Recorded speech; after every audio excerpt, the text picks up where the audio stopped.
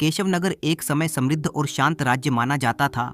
खेतों में अन्न लहलहाता था, बाजारों में चहल पहल रहती थी और लोग अपने जीवन में संतुष्ट दिखते थे। इस राज्य का शासक था राजा सूरजमल, जो स्वयं को एक न्यायप्रिय और अनुशासित राजा मानता था। उसके लिए शासन का अर्थ था नियम, व्यवस्था और भय के माध्यम से नियंत्रण। प्रजा की वास्तविक स्थिति से वो धीरे धीरे दूर होता चला गया, पर उसे इसका आभास नहीं था। एक दिन दरबार में चर्चा के दौरान राजा को पता चला कि राज्य के कुछ हिस्सों में चोरी की घटनाएं बढ़ रही हैं। छोटे छोटे अपराध, अनाज की चोरी, बाजार से सामान उठाकर भाग जाना, ये बातें राजा को व्यक्तिगत अपमान की तरह लगी। उसे लगा कि यदि आज चोरी को रोका नहीं गया तो कल यही चोरी राज्य की जड़ों को खोखला कर देगी। राजा ने इसे अपराध नहीं बल्कि अनुशासन की चुनौती मान लिया। राजा सूरजमल ने दरबार में ये घोषणा कर दी कि आज से यदि कोई भी व्यक्ति चोरी करते हुए पकड़ा गया तो उसे 50 कोड़े की सजा दी जाएगी। चोरी चाहे रोटी की हो या सोने की, अपराध अपराध होता है। मंत्री भैरव सेन ने साहस करके कहा, महाराज, 50 कोड़े किसी साधारण व्यक्ति के लिए प्राणघातक हो सकते हैं। क्या ये दंड कुछ अधिक कठोर नहीं है? राजा का स्वर कठोर हो गया। नहीं मंत्री जी, भय ही अनुशासन की जड़ है। यदि दंड कठोर होगा तभी अपराध समाप्त होगा। ये नियम सभी पर समान रूप से लागू होगा, चाहे वो व्यापारी हो, जमींदार हो या कोई साधारण किसान। आदेश तत्काल पूरे राज्य में लागू कर दिया गया। सैनिकों को खुली छूट दे दी गई। कुछ ही महीनों में चोरी के मामले घटने लगे। एक दिन राजा सूरजमल अपने मंत्री भैरव सेन के साथ राज्य भ्रमण पर निकले।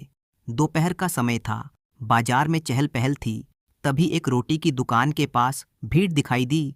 लोग शोर मचा रहे थे। राजा और मंत्री भीड़ के पास पहुंचे। वहां एक दुबला पतला व्यक्ति जमीन पर गिरा हुआ था। कुछ लोग उसे मार रहे थे। राजा ने ऊंचे स्वर में कहा, रुको, ये क्या हो रहा है? लोग राजा को देखकर सहम गए। एक दुकानदार आगे बढ़ा और बोला, महाराज, ये व्यक्ति सरजू है। ये कई दिनों से मेरी दुकान से रोटी चुरा रहा है। आज 4 रोटी चुराते हुए पकड़ा गया। राजा ने सरजू की ओर देखा। सरजू कांप रहा था। राजा ने कठोर स्वर में पूछा, क्या ये सच है? सरजू ने कांपती आवाज में कहा, महाराज, मेरी बात सुनिए, मेरा परिवार। राजा ने उसे बीच में ही रोक दिया। मुझे तुम्हारी मजबूरी नहीं सुननी। मेरे कानों ने बस ये सुना है कि तुमने चोरी की है। बताओ, चोरी की है या नहीं? हाँ महाराज, की है। राजा ने आदेश दे दिया, सिपाहियों, इसे अभी 50 कोड़े लगाए जाएं।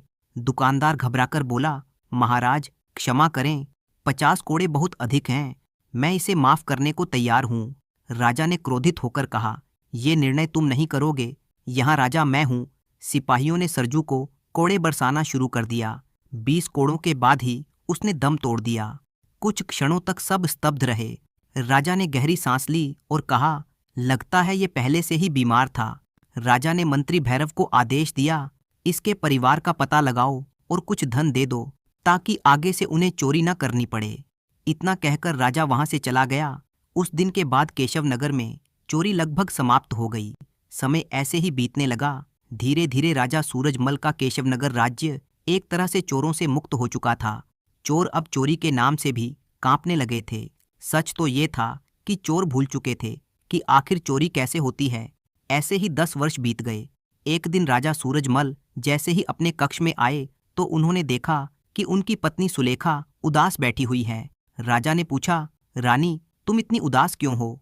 रानी ने धीमे स्वर में कहा, महाराज, वर्षों बीत गए पर मेरी गोद अब भी सूनी है। आपने कभी सोचा है कि आपके बाद इस राज्य को कौन संभालेगा? राजा को एहसास हुआ कि न्याय और व्यवस्था में उलझकर उसे ये ध्यान ही नहीं रहा कि अब तक वो संतान सुख से वंचित है। राजा बोला, ऐसा नहीं है रानी, अवश्य कोई ना कोई उपाय होगा। हम किसी विद्वान से परामर्श करेंगे। अगले दिन राजा ने अपने एक विश्वासपात्र दरबारी से इस विषय में चर्चा की। उस दरबारी ने सुझाव दिया कि जंगल में रहने वाले एक तपस्वी साधु इस विषय में मार्गदर्शन दे सकते हैं। राजा ने बिना देर किए उनसे मिलने का निश्चय किया। जंगल की शांति में स्थित साधु की कुटिया साधारण थी, पर उसके चारों ओर एक रहस्यमय वातावरण था।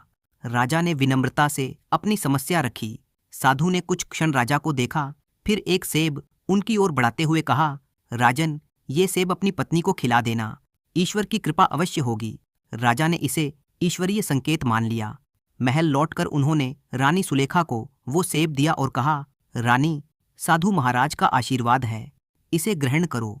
कुछ ही समय बाद रानी ने गर्भधारण की सूचना दी, जिसे सुनकर राजा बहुत प्रसन्न हुए। कुछ महीनों बाद राजकुमार का जन्म हुआ। पूरा केशवनगर उत्सव में डूब गया। राजा ने अपने पुत्र का नाम महेंद्र रखा। अब राजा का विश्वास दृढ़ हो चुका था कि साधुजन ईश्वर के सच्चे प्रतिनिधि हैं। इसी विश्वास के प्रभाव में राजा ने एक नया आदेश जारी किया। उसने मंत्री भैरव सेन को बुलाकर कहा, राज्य में ये घोषणा करवा दी जाए कि साधुओं का सम्मान करना प्रत्येक नागरिक का कर्तव्य होगा। यदि कोई व्यक्ति किसी साधु का अपमान करता पाया गया तो उसे कठोर दंड दिया जाएगा। इसके अतिरिक्त महल के द्वार सभी साधुओं के लिए सदैव खुले रहेंगे। राजा का ये आदेश तत्काल लागू कर दिया गया। समय फिर आगे बढ़ा। 10 वर्ष बीत गए। राजकुमार महेंद्र अब एक तेजस्वी बालक बन चुका था। उधर केशवनगर से दूर विजयनगर राज्य के एक गांव में नीरू नाम की स्त्री अपना साधारण जीवन जी रही थी। एक दिन वो चूल्हे पर रोटी बना रही थी कि तभी गांव का जमींदार उसके घर पहुंचा। उसने कठोर स्वर में पूछा, नीरू, तुम्हारा पति चतुरसेन कहाँ है? नीरू घबरा गई और बोली, क्या हुआ जमींदार जी, आप इतने क्रोधित क्यों हैं? जमींदार ने गुस्से से कहा, कल रात मेरी हवेली से आभूषण चोरी हो गए हैं। मुझे पूरा विश्वास है कि ये काम तुम्हारे पति ने किया है। इतने में चतुरसेन वहां आ गया। उसने दृढ़ स्वर में कहा, बिना प्रमाण किसी पर आरोप लगाना ठीक नहीं है। जमींदार बोला, प्रमाण? अगर ये केशवनगर होता तो अब तक तुम्हें कोड़ों से मरवा दिया गया होता। इसी बीच गांव का मुखिया और कुछ गांव वाले वहां आ गए। मुखिया ने चतुरसेन की ओर देखकर कहा, पूरा गांव जानता है कि तुम चोरी करते हो, इसलिए शक तुम पर ही जाएगा। तुम्हें 2 दिन का समय दिया जाता है। गांव छोड़ दो, वरना हम सब मिलकर तुम्हारे घर में आग लगा देंगे। फिर वे सब वहां से चले गए। नीरू की आंखों से आंसू बहने लगे और उसने कहा, कितनी बार तुमसे कहा है कि मेहनत से काम करो, चोरी मत करो। अब समझ में आया कि कल रात तुम देर से क्यों आए थे। जमींदार के घर की चोरी तुमने ही की है ना? अरे, अगर चोर चोरी नहीं करेगा तो क्या करेगा नीरू? नीरू ने कहा, अब हम कहाँ जाएंगे? चतुरसेन कुछ क्षण चुप रहा, फिर बोला, हम केशवनगर जाएंगे। नीरू चौंक कर बोली, वहां तो चोरी सबसे बड़ा अपराध है। चतुरसेन ने कहा, अब वही जगह मेरी राह बदलेगी। अगले ही दिन नीरू और चतुरसेन केशवनगर के लिए रवाना हो गए। दोनों ने शहर से थोड़ी दूरी पर एक छोटी सी झोपड़ी बना ली। चतुरसेन कुछ दिनों तक केवल देखता रहा, राज्य को, लोगों को और सबसे अधिक साधुओं को। उसे जल्दी ही समझ आ गया कि केशवनगर में असली शक्ति नहीं तो सैनिकों के पास थी और ना ही आम जनता के पास, बल्कि उन साधुओं के पास थी जिनका अपमान सबसे बड़ा अपराध माना जाता था। एक दिन चतुरसेन ने एक स्थानीय व्यक्ति से बात की। उसने पूछा, यहाँ साधुओं को देखकर लोग इतने सहमे क्यों रहते हैं? उस व्यक्ति ने उत्तर दिया, तुम नए लगते हो। यहाँ साधु का अपमान सीधे राजा का अपमान माना जाता है। ऐसे अपराध की सजा बहुत कठोर होती है, इसलिए लोग उनसे दूरी बनाकर रखते हैं। ये सुनकर चतुरसेन देर तक सोचता रहा। शाम को झोपड़ी लौटकर उसने नीरू से कहा, नीरू, तू पूछती थी ना कि मैं चोरी कब छोड़ूंगा। अब वो समय आ गया है। ये तो बहुत अच्छी बात है। तो अब क्या करोगे? मैं केशवनगर राज्य का राजा बनूंगा और तुम रानी। क्या पागल हो गए हो जो ऐसी बातें कर रहे हो? अगली सुबह चतुरसेन ने साधु का वेश धारण किया, केसरिया वस्त्र पहने, माथे पर तिलक लगाया और हाथ में कमंडल लिया। नीरू उसे देखती रह गई। तुम साधु बनकर कहाँ जा रहे हो? चतुरसेन ने उत्तर दिया, राजा के दरबार में। राजमहल के मुख्य द्वार पर पहरेदारों ने साधु को देखकर बिना किसी प्रश्न के मार्ग दे दिया। साधु को देखकर राजा सूरजमल ने आदरपूर्वक कहा, साधु महाराज, आपका स्वागत है। चतुरसेन ने गंभीर स्वर में कहा, राजन, मैंने सुना है कि आपके राज्य में साधु का अपमान सबसे बड़ा अपराध है। ये जानकर मुझे प्रसन्नता हुई, इसी कारण मैं आपसे मिलने आया हूँ। राजा ने कहा, साधुजन ईश्वर के प्रतिनिधि होते हैं। चतुरसेन ने कहा, राजन, मैं आपकी बुद्धि की परीक्षा लेना चाहता हूँ।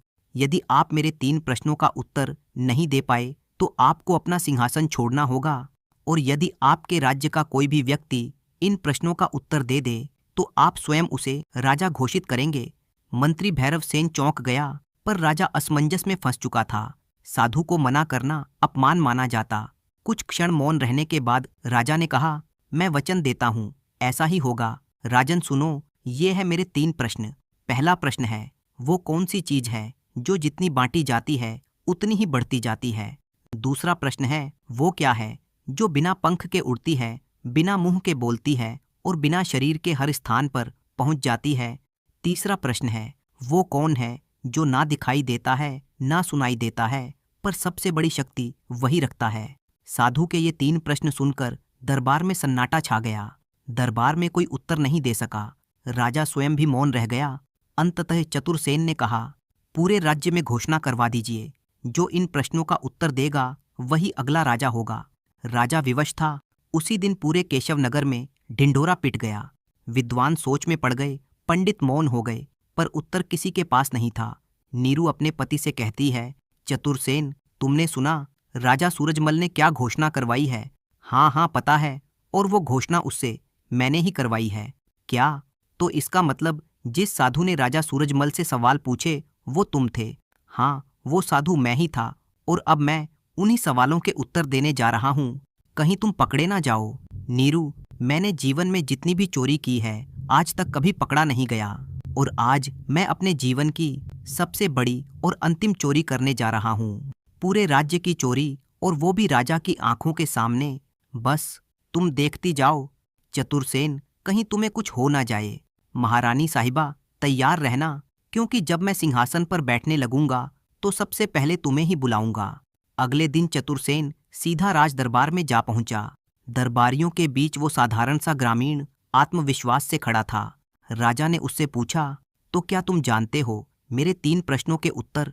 चतुरसेन बोला, महाराज को सबसे पहले मेरा प्रणाम। जी महाराज, मैं बिल्कुल जानता हूँ। तो पहले प्रश्न का उत्तर दो। वो कौन सी चीज है जो जितनी बांटी जाती है उतनी ही बढ़ती जाती है? बहुत आसान है महाराज, ये तो प्रेम है। ठीक है, दूसरा प्रश्न है, वो क्या है जो बिना पंख के उड़ती है, बिना मुंह के बोलती है और बिना शरीर के हर स्थान पर पहुंच जाती है? इसका उत्तर है हमारे विचार। और तीसरा प्रश्न है, वो कौन है जो ना दिखाई देता है, ना सुनाई देता है, पर सबसे बड़ी शक्ति वही रखता है? महाराज, वो हमारी आस्था होती है। उसके तीनों उत्तर सुनकर दरबार में सन्नाटा छा गया। राजा की आंखें चमक उठीं, पर चतुरसेन बिना रुके वहां से लौट गया। कुछ ही समय बाद वही साधु दोबारा दरबार में आया। वही स्वर, वही चाल। साधु बोला, राजन, क्या तुम्हें मेरे 3 प्रश्नों का उत्तर देने योग्य कोई मिला है? हाँ महाराज, किसी ने प्रेम, विचार और आस्था उत्तर दिए हैं। अरे, ये तो उसने बिल्कुल सही उत्तर दिए हैं। जिसने भी ये उत्तर दिए हैं उसे आज ही राज्य का उत्तराधिकारी घोषित करो, और अगर सूरज ढलने से पहले तुमने ये नहीं किया तो तुम्हारे राज्य में भारी तबाही आएगी। राजा बोला, साधु महाराज, लेकिन आप जा क्यों रहे हैं? मैं तो आपके सामने ही अपना मुकुट सौंपना चाहता हूँ। राजन, मैं एक राज्य में 1 या 2 दिन से ज्यादा नहीं टिकता। मुझे तुम पर भरोसा है, क्योंकि तुम्हारी आंखों में साधु के लिए सम्मान है। ये कहकर साधु वहां से चला गया। राजा ने आदेश दिया, सैनिकों, उस व्यक्ति को ढूंढ कर लाओ जो ये उत्तर देकर गया है। सैनिक चतुरसेन की झोपड़ी में पहुंचे। चतुरसेन और नीरू को राजमहल लाया गया। फिर राजा ने दरबार में सबके सामने कहा, आज से चतुरसेन केशव नगर का नया महाराज होगा। मुकुट पहनाया गया, नगाड़े बजे, पर सिंहासन पर बैठते ही चतुरसेन का स्वर बदल गया। उसने पहला आदेश दिया, सूरजमल और उसके परिवार को बंदी बनाया जाए। दरबार सन्न रह गया। राजा सूरजमल बोले, चतुरसेन, ये तुम क्या कह रहे हो? तुम नहीं, आप। अब से मैं केशव नगर का नया महाराज हूँ, और मेरा आदेश मानना इस राज्य के हर सैनिक और प्रजा का कर्तव्य है। सूरजमल, रानी सुलेखा और उनका बेटा सैनिकों द्वारा कारागार में ले जाए गए। राजा सूरजमल अपने परिवार को लेकर मंत्री भैरव सेन द्वारा बताए गए गुप्त मार्ग से बाहर निकल गया। वैभव, सुरक्षा और सम्मान सब पीछे छूट गया। अब उनके सामने केवल अनिश्चित भविष्य था। उधर राजमहल में चतुरसेन ने सिंहासन संभाल लिया था, पर उसका उद्देश्य राज्य पर शासन करना नहीं था। उसने व्यवस्था को चलने दिया, वैसी ही जैसी उसे मिली थी। उधर सूरजमल का परिवार झोपड़ी में जीवन काटने को विवश था। भूख और तिरस्कार उनकी पहचान बन गई। कई बार उनका पूरा दिन बिना भोजन के कट जाता। एक रात महेंद्र ने अपने पिता से कहा, पिताजी, मुझे बहुत भूख लगी है, मुझे रोटी खानी है। चिंता मत करो बेटा, मैं तुम्हें अच्छा भोजन खिलाऊंगा। इतना कहकर राजा सूरजमल अपने ही राज्य में भिखारी की तरह घूमने लगा। कुछ ही देर में उसकी नज़र एक रोटी की दुकान पर पड़ी, जहां गर्मा-गर्म रोटी बन रही थी। उसकी आंखों में आंसू आ गए कि मेरा बेटा रोटी मांग रहा था और मेरे पास रोटी खरीदने के लिए धन भी नहीं है। क्यों ना एक बार मैं अपने ही बनाए हुए कानून को तोड़ दूं। अगर मेरे बेटे को रोटी नहीं मिली तो वो तो मर जाएगा। हाँ हाँ, मैं इसे चुरा लेता हूँ। बस एक बार, फिर कभी चोरी नहीं करूँगा। इस राज्य को छोड़ दूंगा, किसी दूसरे राज्य में मेहनत मजदूरी कर लूंगा, लेकिन अभी बेटे को रोटी खिलाना जरूरी है। फिर राजा सूरजमल ने 2 रोटी चुरा ली और भागने लगा। तभी दुकानदार ने उसे देख लिया और वो चिल्लाया, चोर चोर, पकड़ो इसको। राजा सूरजमल डर गया। दुकानदार बोला, तुझे चोरी करने की क्या जरूरत थी? एक बार मुझसे कह देता तो मैं तुझे रोटी दे देता। तभी वहां एक सैनिक आ पहुंचा और कहने लगा, इसे राज दरबार चलना होगा। दुकानदार बोला, ये तुम क्या कह रहे हो भाई? राज दरबार में तो इसे 100 कोड़े मारे जाएंगे। ये झेल नहीं पाएगा, मर जाएगा। सैनिक बोला, महाराज का आदेश है, मानना ही पड़ेगा। और अगर मेरी भी शिकायत दरबार में पहुंच गई कि मैंने सब कुछ जानते हुए भी ये बात छुपाई है, तो मेरी भी खाल उतार दी जाएगी और तुम भी चलोगे गवाही देने के लिए, समझे? कुछ ही देर में सैनिक, दुकानदार और राजा सूरजमल राज दरबार में खड़े थे। सिंहासन पर बैठा चतुरसेन बोला, कौन है ये आदमी? महाराज, इसने चोरी की है। दुकानदार बोला, महाराज, इसने 2 रोटी ही चुराई थी, लेकिन मैं नहीं चाहता इसे सजा मिले। चतुरसेन बोला, तुम क्यों नहीं चाहते हो कि इसे सजा मिले? दुकानदार बोला, महाराज, अब आप स्वयं ही बताइए। कोई धन चुराए तो समझ में आता है, पर रोटी तो वही चुरा सकता है जिसकी भूख या उसके परिवार की भूख चरम सीमा पर पहुंच गई हो। जरूर कोई भूखा होगा महाराज, हो सकता है कि इसका कोई अपना तड़प रहा होगा। चतुरसेन ने सूरजमल की ओर देखा और पूछा, क्या ये सही कह रहा है? हाँ महाराज, मेरा बेटा 2 दिनों से भूखा है, मैं उसी के लिए चोरी कर रहा था। इतना सुनते ही चतुरसेन अपने सिंहासन से उठ खड़ा हुआ और कहने लगा, यही बात 20 वर्ष पहले मेरे पिता भी तुमसे कहना चाहते थे। उनकी पत्नी यानी मेरी माँ 2 दिनों से भूखी थी, बीमार थी, लेकिन तुमने क्या किया? उनकी बात सुने बिना ही उन्हें 50 कोड़े लगाने का आदेश दे दिया। मेरे पिता पहले से ही बीमार थे, वो 50 कोड़ों की मार सह नहीं सके और इस दुनिया से चले गए। जब माँ को ये खबर मिली तो वो ये सदमा झेल नहीं सकी और कुछ ही दिनों बाद उन्होंने भी दम तोड़ दिया। उसी दिन एक बच्चा अनाथ हो गया, वो बच्चा मैं था। मंत्री भैरव सेन की आंखें भर आईं, कई दरबारी सिर झुकाए खड़े थे। चतुरसेन ने कहा, उस दिन के बाद मैं चोरी करने लगा, इसलिए नहीं कि मुझे चोरी पसंद थी, बल्कि इसलिए कि मुझे व्यवस्था से नफरत हो गई थी। जिस राज्य में भूख अपराध बन जाए, वहां ईमानदारी कैसे जिंदा रह सकती है? तुमने रोटी चुराने के आरोप में मेरे पिता को मार डाला था। हाँ, ये सच है कि मेरे पिता कुछ दिनों से रोटी चुरा रहे थे, क्योंकि वो इतने कमजोर और बीमार थे कि काम नहीं कर सकते थे और कोई उन्हें काम भी नहीं दे रहा था। उस दिन वो 4 रोटी इसलिए चुरा रहे थे ताकि वो मुझे खिला सकें, क्योंकि मैं 4 दिनों से भूखा था, जैसे कि आज तुम्हारा बेटा 2 दिनों से भूखा है। ये सुनकर राजा सूरजमल का चेहरा पीला पड़ गया। चतुरसेन बोला, ये तुम्हारा सूरजमल महाराज है जो आज भिखारी बनकर उसी आरोप में अपने ही दरबार में उस व्यक्ति के सामने खड़ा है जिसके पिता को इसने रोटी चुराने के आरोप में मार डाला था। बताओ सूरजमल, तुम्हें क्या सजा दी जाए?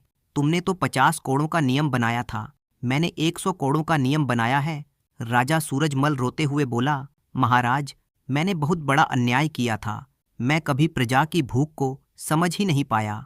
चतुरसेन ने कठोर स्वर में कहा, आपने अन्याय केवल एक व्यक्ति के साथ नहीं किया, बल्कि पूरी व्यवस्था के साथ किया है।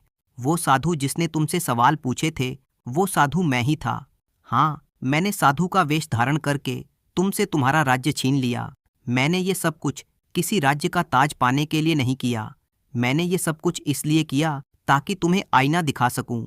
राजा बनना आसान है सूरजमल, लेकिन प्रजा के पेट की आग को समझना कठिन है। आज तुमने खुद महसूस किया ना, जब तुम्हारा बेटा भूखा था तो तुम भी चोर बन गए ना।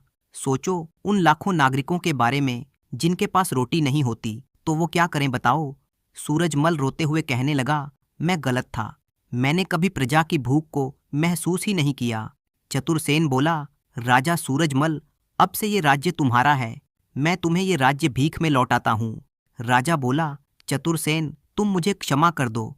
मैंने ना जाने कितने गलत न्याय किए और मैं अपने किए का प्रायश्चित करना चाहता हूँ। मैंने तुम्हें क्षमा किया सूरजमल, वरना उस दिन ही मैं तुम्हें मरवा देता जब तुमने मेरे सर पर मुकुट रखा था। पर मेरा मकसद बदला लेना नहीं था, बल्कि मैं ये दिखाना चाहता था कि चोरी की सजा नहीं, चोरी के कारण की सजा होनी चाहिए। सारा दरबार तालियों से गूंज उठा, हर आंख नम थी, हर दिल चतुरसेन के साहस और सच्चाई के सामने नतमस्तक था। चतुरसेन का उद्देश्य पूरा हो चुका था। अब मुझे मेहनत करनी है, मुझे वही जीवन जीना है जिसे मैंने कभी खो दिया था। नीरू की आंखों में गर्व था। राजा सूरजमल ने उसी दिन आदेश दिया कि हर भूखे के घर भोजन पहुंचाया जाए। कोड़ों का कानून समाप्त कर दिया गया। चतुरसेन अपने वचनों के साथ राज्य छोड़ गया और दूसरे राज्य के एक छोटे से गांव में खेती करके मेहनत करने लगा। कुछ दिनों बाद चतुरसेन अपनी पत्नी नीरू से बोला, नीरू, अब मेरा बदला पूरा हो गया है। अब तो मैं मन लगाकर मेहनत करता हूँ, चोरी कभी नहीं करूँगा। नीरू बोली, मुझे तुम पर गर्व है चतुरसेन। तुम जैसे चोर ने राजा को उसकी सही राह दिखाई। उस दिन के बाद से राजा सूरजमल ने कभी किसी भूखे को सजा नहीं दी, बल्कि उसके घर भोजन पहुंचाया। तो इसी तरह की कहानियां देखने के लिए आप चैनल को सब्सक्राइब कर